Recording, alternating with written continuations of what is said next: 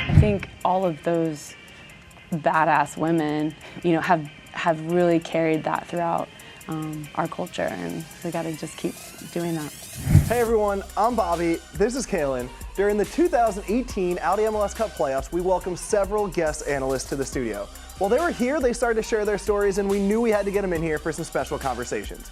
Last week, we let you in on how Taylor Twellman got introduced to being a member of the media. Well, this week, we welcome Women's World Cup champion and legend, Ali Krieger. We talked about what she believes her role in the women's game is, her most embarrassing moment on the field, and of course, playing in a World Cup in Germany, where she also played professionally for FC Frankfurt. Playing in a World Cup in the country that I started my pro career was pretty incredible to me and very special. So I was out on the field and I was just trying to take it all in, because you never know, if you're going to be back or if you're playing the next game, so you have to enjoy it in the moment. So I just try to take it all in, and obviously you're really nervous for the first 5-10 minutes, and then once you connect those first few passes, you're good. But it was very, very exciting. Starting your career abroad is tough, and I know, Bobby, you got to play in Sweden. Mm-hmm. What was one of the biggest challenges for you going and acclimating to a new country?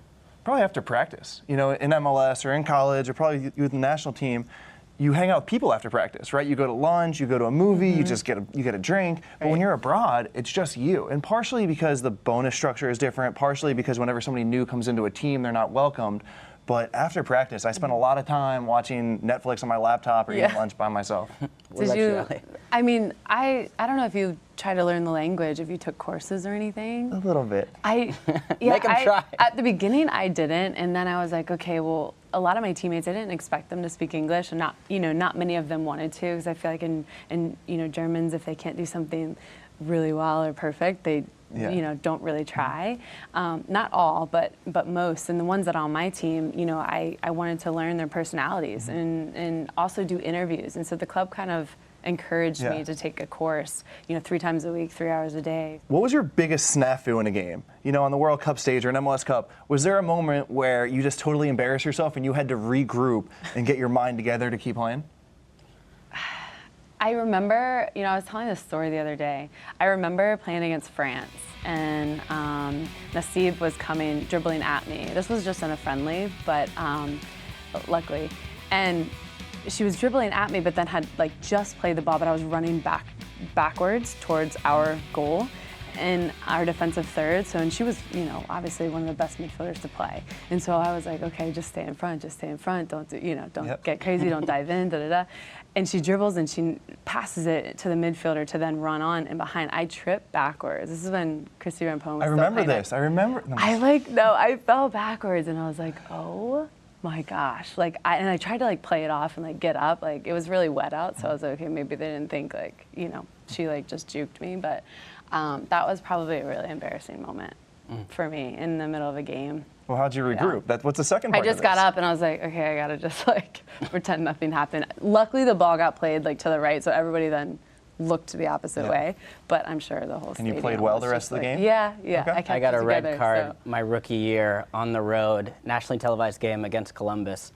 And I think this was my second or third start ever, and I really didn't even mean to, I swear, but I kicked Brian Carroll in the face on accident. He was the nicest guy ever. Yeah. But the ball was coming over my head, and I put my foot up a bit high. His head went down, got a red card. And I just remember watching the last 30 minutes in the locker room, and we were winning 1-0 at the time. And they came back and we drew the game 1-1. Yeah. And the rest of the guys are just running, their butts off, trying to keep the lead. And as a rookie, I was like, oh, these guys are gonna kill me. So I didn't actually get to redeem myself, unfortunately, but it could have been worse. No, they were cool. I mean, I got a couple. I had to make sure, I was on my game at training the next week. Right. And it took a while for me to get back into a lineup to earn the trust to get a start again. What was the moment that you knew that you could be a World Cup winner? Was it when you were 12 or 16, or was there a moment? Yeah, probably. Maybe not a World Cup winner, but maybe just that I recognized I was good at soccer and that I could maybe make this a thing was probably in high school when I got Gatorade Player of the Year for the state of Virginia. Hey, yeah, Pennsylvania right here. Holler. So that was probably the moment where I was like, oh, cool. I I really think I could maybe take it to the next step in college and then see where this goes. What do you think the legacy of women's soccer and your teams will be specifically looking forward? I think the legacy is just leaving the game and the team, more importantly the team, but leaving that atmosphere better than where you found it. And I think that's kind of our mentality as female footballers on that team.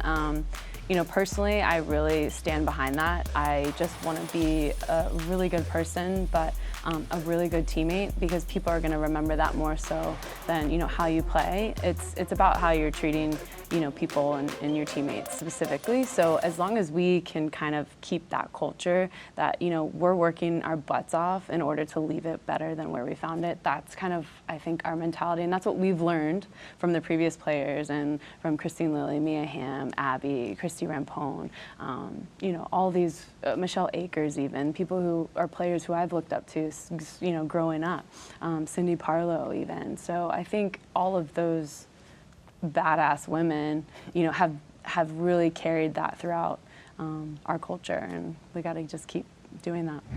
We hope you enjoyed this edition of Players Talk. Thanks to Ali, and stay tuned next week for former U.S. men's national team player and MLS legend Charlie Davies. And later in the series, you'll hear behind-the-scenes conversations with Megan Klingenberg, Dax McCarty, and more.